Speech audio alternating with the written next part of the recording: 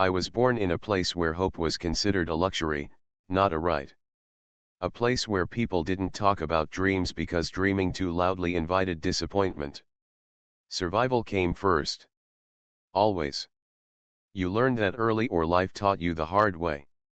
My earliest memories aren't of laughter or comfort. They are of quiet rooms filled with unspoken worries, of adults whispering about money, about tomorrow, about things children weren't supposed to hear but somehow always did. The walls carried more fear than warmth, and the silence felt heavier than any argument. Even as a child, I understood something was missing, though I didn't yet have the words for it. I grew up watching others move through life with a confidence I couldn't relate to. Some people were born into encouragement, hands that lifted them, voices that said you can. I wasn't. I was born into expectations that were small, narrow, and carefully measured. Be realistic. Don't expect too much. People like us don't get those chances. These sentences weren't meant to hurt me, but they did. Slowly. Quietly. Permanently. At school, I learned another lesson: invisibility can be louder than rejection. Teachers remembered the loud ones, the talented ones, the obvious ones. I was neither loud nor obvious. I sat in the middle rows, raised my hand halfway, spoke softly when spoken to. Not because I lacked thoughts but because I learned that being unnoticed was safer than being judged. Every time I tried to step forward, doubt pulled me back like gravity. There were moments I wanted to believe in myself, moments when something inside me whispered that I was meant for more. But that voice was fragile, easily drowned out by reality. When you grow up in the shadows, confidence feels like a foreign language. You hear it spoken by others, but you don't know how to speak it yourself. At home, strength meant endurance. You didn't complain. You didn't ask why life was unfair. You accepted things the way they were because resistance felt pointless. I learned to smile when things hurt, to say I'm fine even when I wasn't. I learned how to make myself smaller, not just physically, but emotionally, so I wouldn't become a burden. Sometimes I'd sit alone and imagine a different life. One where my voice mattered. One where my presence changed the room instead of disappearing into it. But imagination felt dangerous. It raised questions I wasn't ready to answer. What if I wanted more than this? What if I wasn't meant to stay here forever? Those thoughts scared me more than failure itself. I noticed early how the world treats those born without light. You have to work twice as hard to be seen, and even then, your efforts are questioned. Mistakes aren't forgiven, they're remembered. Success isn't celebrated, it's doubted. I internalized that judgment long before anyone said it out loud. I began to believe that maybe I wasn't enough, not smart enough, not strong enough, not special enough. There were days when the shadows felt permanent, like they were stitched into my identity. I wondered if this was all I would ever be, someone who watches others live while quietly surviving. Someone whose potential stayed hidden, buried beneath fear and circumstance. I didn't hate life, but I didn't feel chosen by it either. Yet, even in that darkness, something stubborn lived inside me. A quiet resistance. A refusal to fully disappear. I didn't know it then, but every time I endured, every time I stayed standing when it would have been easier to give up, I was building something. Not confidence. Not courage. But awareness. Awareness that the shadows weren't my fault. Awareness that being unseen didn't mean being unworthy. Awareness that just because light hadn't reached me yet didn't mean I wasn't capable of shining. At the time, I thought my story was starting with disadvantage. I didn't realize it was starting with depth. Because those born where light rarely reaches learn how to see in the dark. And one day, that matters more than anyone could imagine. Pain didn't arrive suddenly in my life, it settled in slowly, like dust that gathers so quietly you don't notice it until everything feels heavy. By the time I understood what struggle meant, it was already familiar. It wasn't dramatic. It was constant. A daily reminder that nothing would come easily, and some things might never come at all. As I grew older, the world began asking more of me than I felt prepared to give. Responsibility arrived early, long before confidence did. While others were allowed to make mistakes, I learned that errors came with consequences I couldn't afford. Failing wasn't just disappointing, it felt dangerous. Every choice carried weight, and every setback felt like confirmation of the doubts already living inside me. I tried to do everything right. I worked harder, stayed quieter, and expected less. I believed that effort alone would earn me a place, that if I proved myself enough times, someone would finally say, "You belong here." But recognition never came when I needed it. Instead, I watched people with less effort move ahead with more ease, their path smoother, their mistakes forgiven. It hurt in a way that was hard to explain, like being invisible and blamed at the same time. Comparison became my quiet enemy. I measured myself against others constantly, always coming up short. Not because I lacked ability, but because I lacked belief. Every success someone else achieved felt like a reminder of what I hadn't. I smiled for them, congratulated them, but inside I wondered why life seemed to choose everyone except me. Rejection didn't always come in obvious forms. Sometimes it was silence. Sometimes it was being overlooked. Sometimes it was hearing my name mispronounced, my ideas repeated by someone else and praised as if they weren't mine to begin with. These moments taught me a painful lesson: being present doesn't guarantee being seen. There were nights when the weight of it all felt unbearable. I would lie awake replaying conversations, questioning my worth, wondering what I could have done differently. I blamed myself for things beyond my control. Maybe I wasn't trying hard enough. Maybe I wasn't meant for more. Maybe this was the limit of my reach. Pain has a way of convincing you that your circumstances define your destiny. Yet, something strange began to happen. The more I was tested, the more aware I became of my own endurance. I noticed that despite everything, I was still standing. Still trying. Still hoping even when hope felt foolish. Each disappointment carved something into me, shaping my perspective, sharpening my awareness. I was learning lessons others never had to learn because life had been kinder to them. I learned how to read rooms, how to adapt, how to survive emotionally in spaces where I wasn't welcomed. I learned patience, not because I wanted to, but because I had no other choice. I learned how to carry pain without letting it break me, even when it felt like it might. These weren't glamorous skills, but they were powerful ones. Slowly, I realized that pain was teaching me discipline. It was forcing me to understand myself deeply, my limits, my fears, my strengths. While others built confidence through praise, I built resilience through struggle. While others learned power through permission, I learned it through endurance. There were moments when I almost gave up on myself. Moments when quitting felt easier than continuing. But even then, I didn't stop completely. I paused. I doubted. I broke quietly. And then I kept going. That persistence wasn't loud or heroic, it was desperate and human. But it was real. I didn't know it then, but pain was preparing me.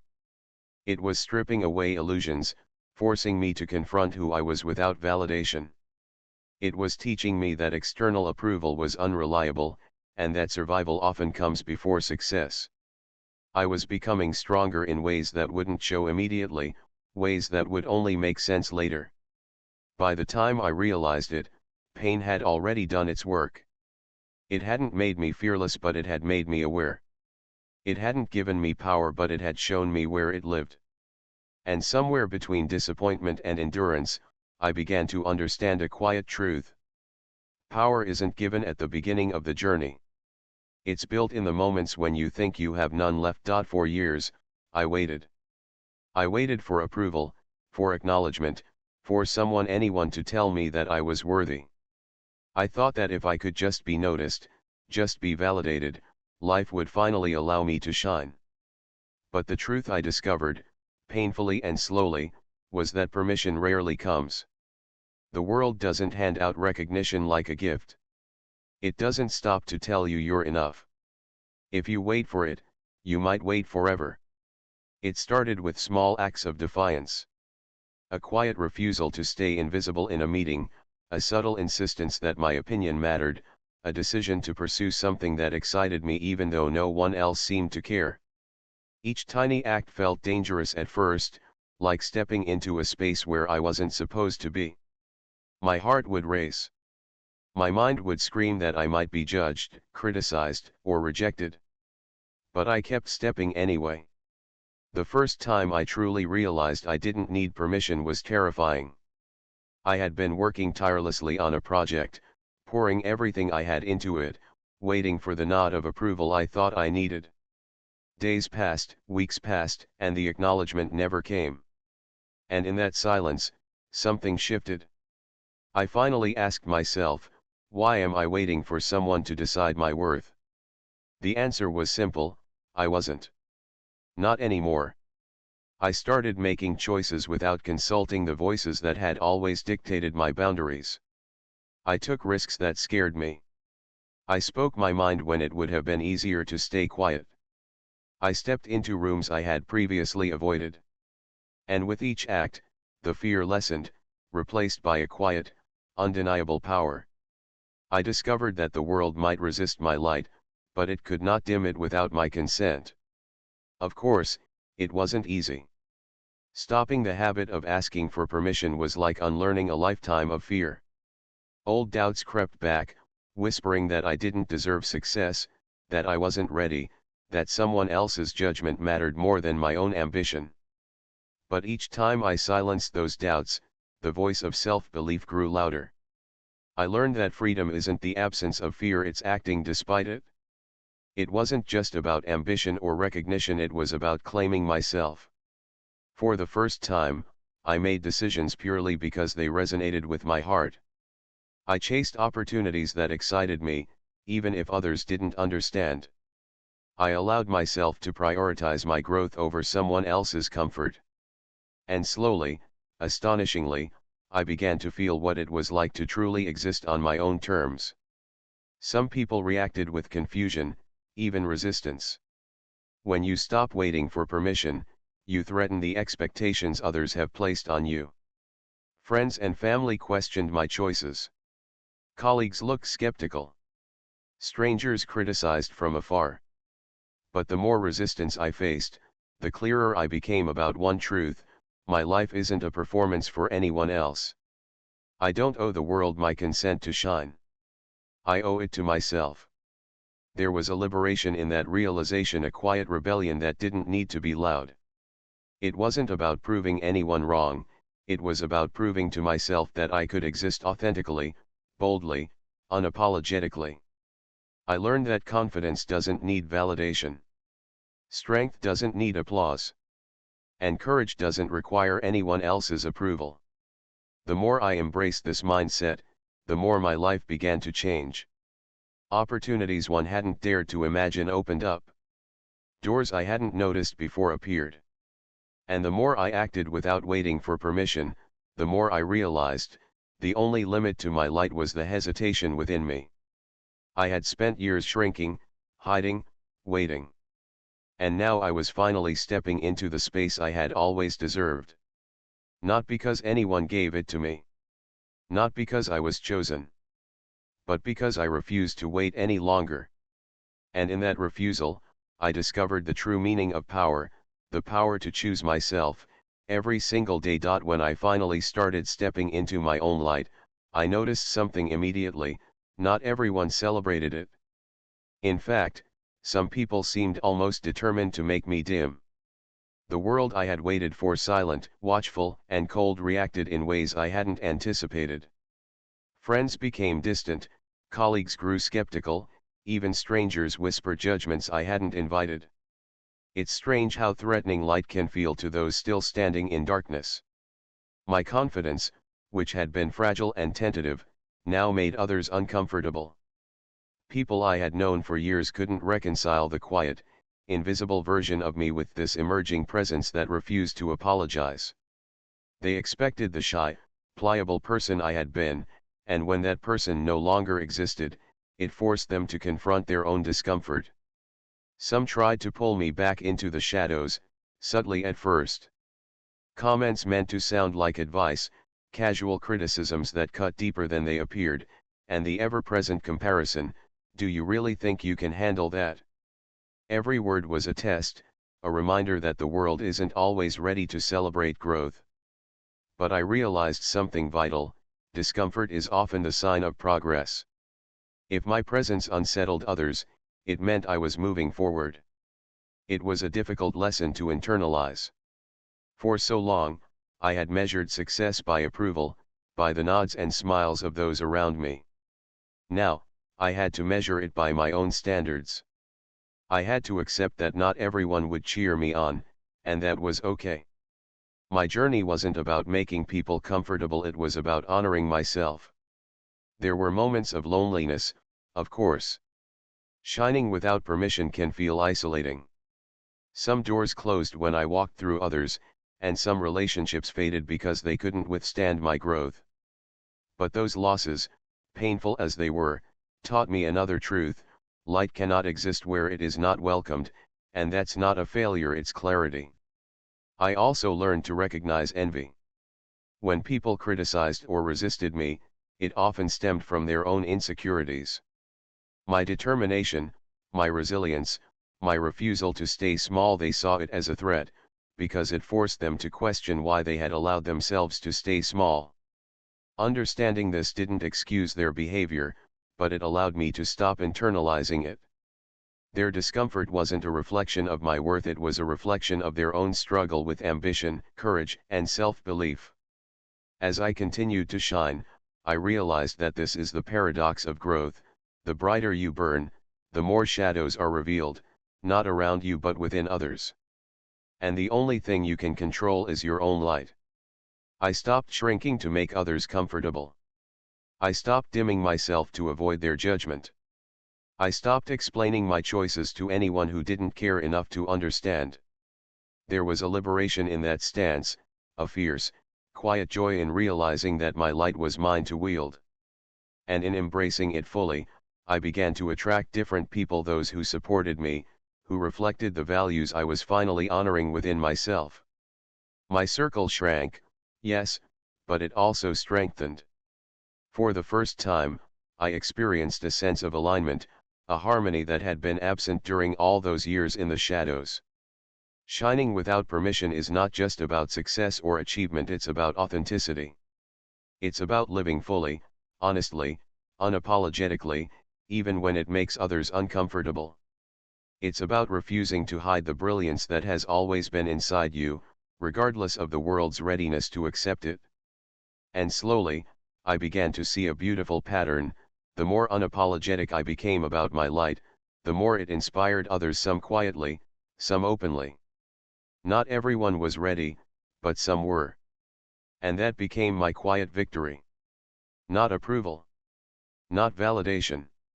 Just the unwavering knowledge that I was finally living as myself, and nothing could take that away.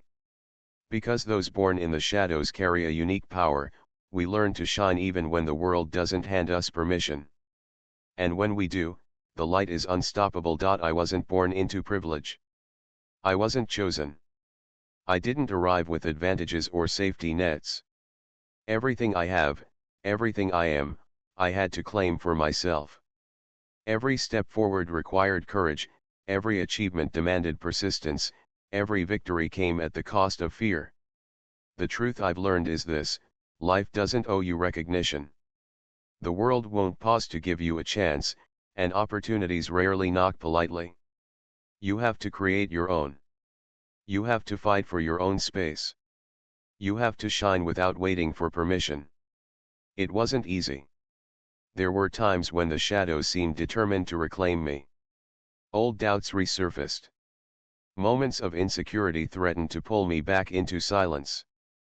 People questioned my choices, tested my resolve, and even tried to convince me that my ambitions were too big. But every time I hesitated, I remembered the child I once was, the one who had been overlooked, underestimated, and underestimated herself.